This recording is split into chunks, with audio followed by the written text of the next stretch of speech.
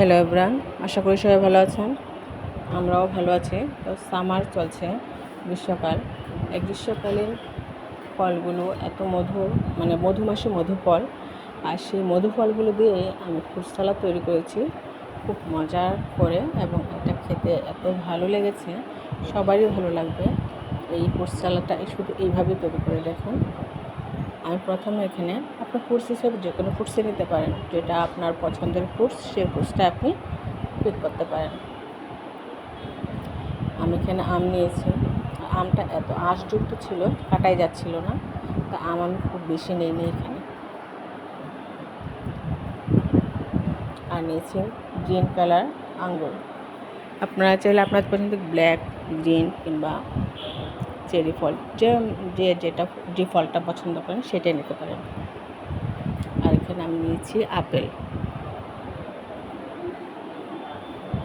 একটু কালারফুল ফ্রুটসগুলো নিলে দেখতে সুন্দর হয়, কালারটা সুন্দর আসে, খেতেও ভালো লাগে।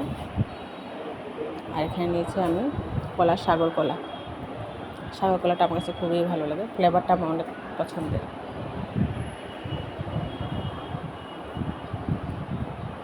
আমি এখানে 2টা কলা নিয়েছি।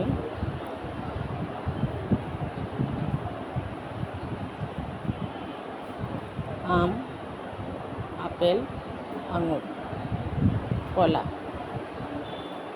আর নেব লিচু। লিচুগুলো আমি 2টা ছাড়াই নিই, আস্তে আস্তে করে নিয়েছি।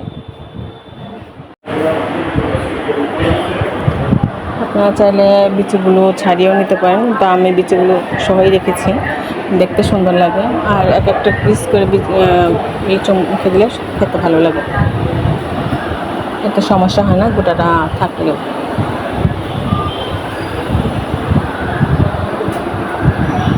আর আমি এখানে দুধ এবং কনডেন্স মিল্ক দিয়ে একটা মালাই তৈরি করে নিয়েছি।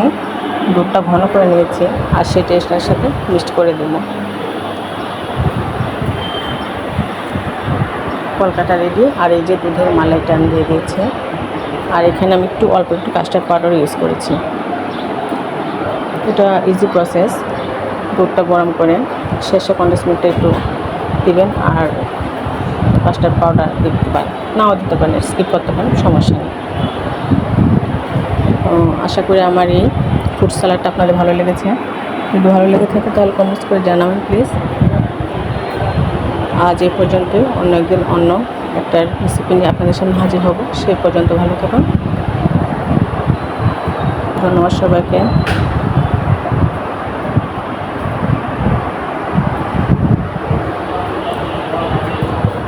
খাওয়া অলরেডি শুরু করে দিয়েছি। লোভনীয় একটা খাবার হয়েছে, রিয়েলি খুবই লোভনীয়। মাস্ট ট্রাই করবেন, একবার ট্রাই করে দেখুন, তারপর আমাকে ট্রাই করে খেয়ে তারপর আমাকে কমেন্টস বক্সে জানাবেন কেমন হলো আমার এই ফ্রুট সালাদ রেসিপিটা। তো আজ পর্যন্তই, ভালো থাকবেন সবাই।